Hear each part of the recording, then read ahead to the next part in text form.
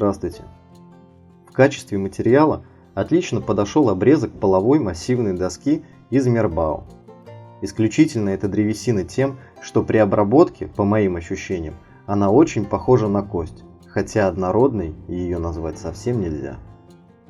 Вырезал две половинки и сделал трафарет. Зеркально перенес по трафарету рисунок.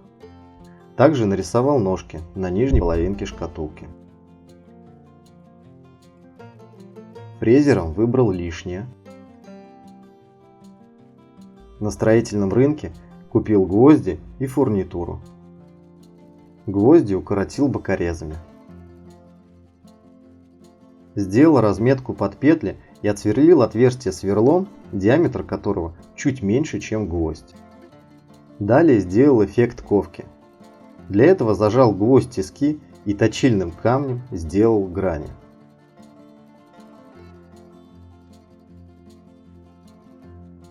Установил петли и замок на свои места.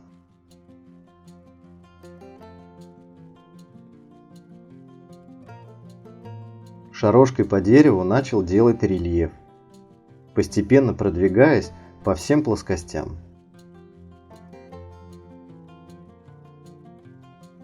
Получилось отлично.